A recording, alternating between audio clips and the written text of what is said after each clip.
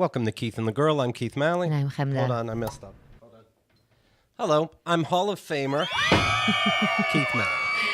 I'm Hall of Famer Chemda. Look how exciting this is. From the Podcasting Hall of Fame, presented to Keith Malley 2018. And Chemda has her own, so we don't have to share. Yeah, that was really, really nice. I did not expect these awards to be so heavy. Yeah. They honestly made it feel more legit. They're so heavy, and the top has a star on it. We'll put the picture at keithandthegirl.com. The point is so sharp. Yeah, Rob from Lipson, he warned me about it. It's dangerous, but great. I love it. I like it because we live in New York, and I'm going to transport this from my home to here so that it could be with me always. And it works as, I used to put my keys between my fingertips if I got worried, but now I just have to hold my award. The podcast movement, this group of people, they put together the podcasting awards. They put together The convention. A convention, days after day, conventions.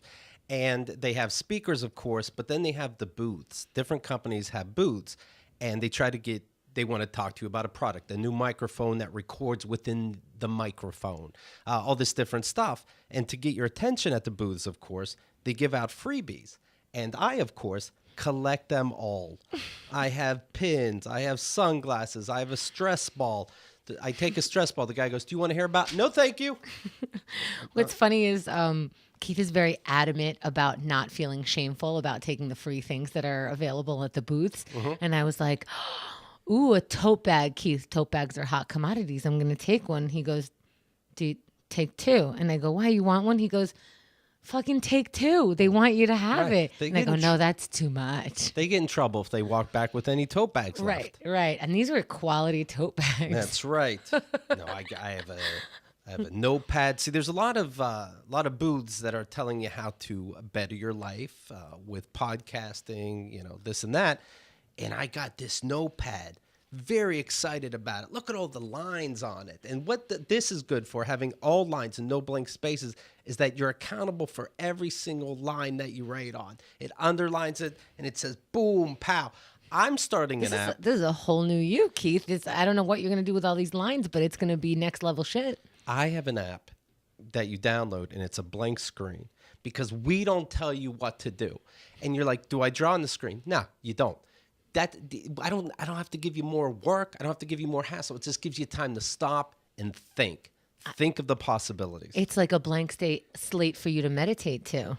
I mean, do whatever. But I like this new motivational speaker, Keith. Somebody looked at the app. They said, "Where's the gear to set settings?" I'm like, "No, you set your own life. Don't worry about it." What's it called? Blank slate? Blank slate. Or New Year, New You? It's always a new year somewhere. It's for when you want to play with an app, but you're addicted. Thank you for thinking of us, Keith. Yeah, that's really nice. Sometimes I go to my phone and I'm like, "Why am I here?" I'm just going to open your app. Anything is possible. That's the point, okay? It's not. There's no calendar involved. You're in the now. You're right here. Breathe or whatever you do.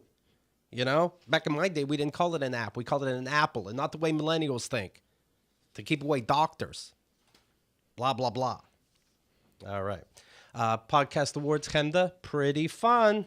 Yeah, so we got inducted last Tuesday. Andrea did the induction, by the way, and very, very well done. She got plenty of compliments, and it's a little tearjerker.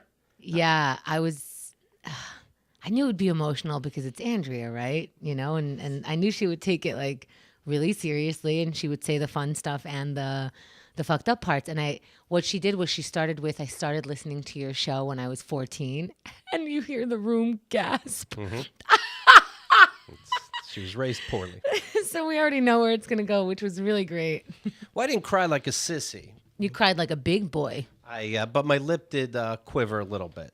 That's like a sissy, though, Keith. I did have something legitimately in my eye, but I knew I couldn't try to get it out because I know the table's watching me as Andrew's doing the speech.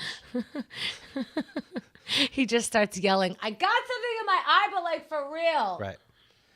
But, first, the speeches are so weird because what are you going to say? I hate speeches. I hate having to think of a speech because it's going to... To the people who love you, they're gonna be paying attention a little bit more. But the people who are just there because, it's like a big deal. But why do they care that this is a very big deal to me? You know, podcasting has been around for only but so long. Right. We're very proud to be, you know, in the beginning of this medium. This has touched our lives in this way and that way. And, you know, we were going to go in that route, but I was getting bored to tears by my own words. Yeah, it seemed boring. So then I rewrote it, and it came off like stand up while Chemda would just stand there. So that didn't seem right. And then Chemda had the idea, let's do it like it's a Keith and the Girls show. So we're doing a quick 5-minute show, a Blue Apron ad and everything. In fact, as part of our speech. As part of the speech, and somebody asked afterwards, "Did you have to do that? Yeah. The ad? Is it mandatory?" I said yes. And by the way, it was so much fun because I would not feel comfortable going up there and just robotically saying, I mean, it's beautiful what podcasting has done for us. It has changed my life. My life is nowhere what I thought it could be. It's just this, blah, I'm going into it right now. Who gives a shit? Right. We know. But instead, we were in the beginning of this podcasting thing. People were gasping at the things that we were doing. We were pushing the envelope. That's why it was a big deal. So I wanted to do that again as part of our speech. And we were taking a very big risk because the people there it's not a comedy podcasting convention. It's like an old school podcasting convention. So who knows if people are going to get what we're trying to do. But I thought it's better to take this giant risk than to be another person in being inducted. You know what I mean? Well, a fellow early podcaster, Lance Anderson, said, "My guy Grant told me you guys stole the show, and you even included a Blue Apron ad. Congratulations, long overdue." Well, thank you for your support, and that's nice. I'll put the notes that we glanced at. Are you putting the notes in the show notes? They're ridiculous. I'm looking at welcome, parents, mom call, sex period, invent, abortion/crack. Blue Apron, speech, the girl, social media. So there's a lot of fun. Your brother, Andrew, he says on behalf of the family, but yes. the one who made the phone call and paid, put beer and champagne and mixed nuts in the room. Yeah, so while we were being inducted, somebody snuck into our room, and I didn't know. So when we got back, Xerxes was suddenly like, hey, the marijuana was moved. Right. And I was like, oh my God, we're in trouble. Like, why would they come into this room? I always have my do not disturb thing on. I don't even get maid service because I don't want anyone in there. I just want to feel comfortable with everything all over the place. And that's what he says. He goes, oh, somebody arranged our weed in like a nicer thing.